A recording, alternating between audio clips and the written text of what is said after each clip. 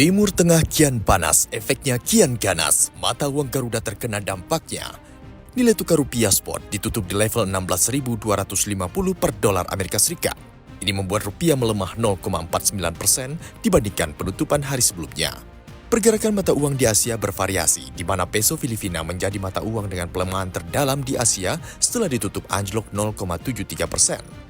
Sementara itu, Menko Perekonomian Airlangga Hartarto kembali buka suara soal kondisi rupiah yang semakin terpuruk akibat saling serang Israel ke Iran. Airlangga menyebutkan pemerintah tidak perlu reaktif dan akan terus menjaga stabilitas ekonomi dan pasar keuangan. Airlangga memastikan, gejolak di pasar keuangan yang terjadi saat ini bukan cermin dampak buruk dari konflik tersebut ke tanah air. Menurutnya, pelemahan rupiah hanyalah reaksi pasar terhadap ketegangan konflik di Timur Tengah, bukan permasalahan ekonomi dalam negeri.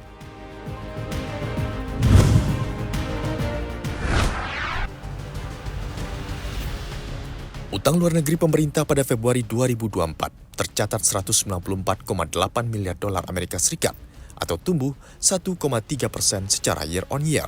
Utang luar negeri pemerintah ini meningkat dibandingkan dengan pertumbuhan 0,1% secara year on year pada bulan sebelumnya. Kepala Departemen Komunikasi Bank Indonesia Erwin Haryono mengungkapkan, kenaikan utang luar negeri tersebut terutama disebabkan oleh penarikan pinjaman luar negeri, khususnya peminjaman multilateral untuk mendukung pembiayaan beberapa program dan beberapa proyek pemerintah. Sebagai salah satu komponen dalam instrumen pembiayaan APBN dan dalam rangka melanjutkan momentum pertumbuhan ekonomi, Erwin memastikan pemanfaatan utang luar negeri terus diarahkan untuk mendukung upaya pemerintah dalam pembiayaan sektor produktif serta belanja prioritas.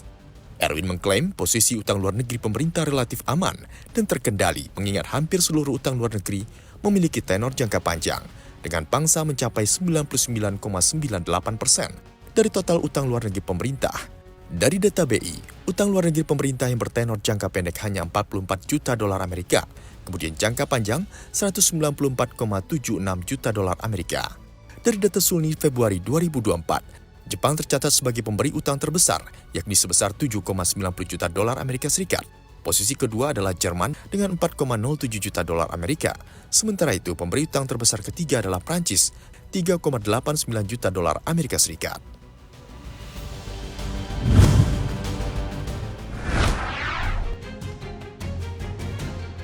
Cetak rekor, mudik tahun ini tembus 242 juta orang.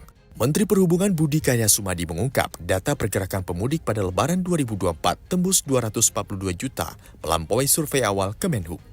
Budi mengatakan survei awal Kemenhub menunjukkan akan ada 193 juta pemudik selama Lebaran ini. Jumlah yang mencapai 70% penduduk Indonesia itu mulanya dinilai tak mungkin terjadi oleh sejumlah pihak. Meski begitu, Presiden memberikan beberapa catatan yang perlu diperbaiki, diantaranya kemacetan yang terjadi di Pelabuhan Merak serta ruas tol Cipali, dan ditargetkan pada tahun depan 2 titik tersebut mengalami perbaikan. Sementara itu, Kakor Lantas Irjen Aan Suhanan menyebutkan, kecelakaan pada musim mudik Lebaran 2024 turun 8% dibandingkan tahun lalu. Tak hanya jumlah kecelakaan yang turun, tingkat fatalitas yang turun 12% menjadi 469 kasus meninggal dunia pada tahun ini. Meski begitu, terjadi kenaikan pada kasus luka berat sekitar 37% menjadi 590 kasus.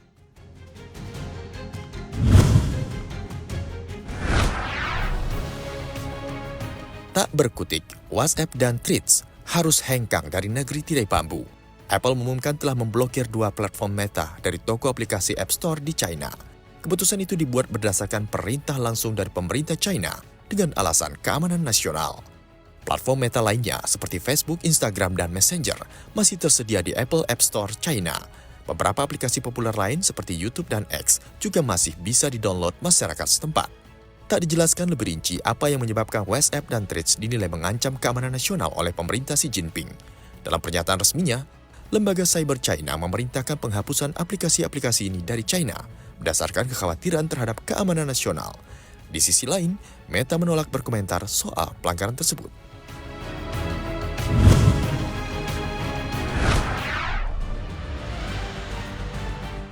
Bela Palestina, 28 karyawan Google dipecat.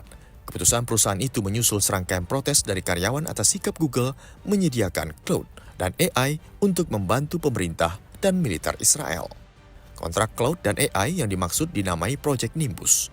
Dengan nilai kesepakatan 1,2 miliar dolar Amerika, Google dan Amazon akan menyediakan layanan cloud computing, tools AI, data center, serta infrastruktur cloud lainnya kepada Israel. Dalam memo internal, Wakil Presiden Keamanan Global Google, Chris Recko, menyebutkan pihaknya akan terus melakukan penyelidikan intensif terhadap karyawannya yang melakukan protes dan akan mengambil tindakan lebih lanjut. Mereka yang melakukan protes telah mengambil alih ruangan, merusak properti, dan menghambat pekerjaan pegawai lainnya. Bahkan Chris juga menyebut aksi para karyawan tersebut mengancam rekan kerjanya. Sebelumnya 9 pegawai juga ditangkap setelah melakukan aksi protes di kantor Google di New York dan Sunnyvale, California. Mereka dituding masuk tanpa izin ke perusahaan.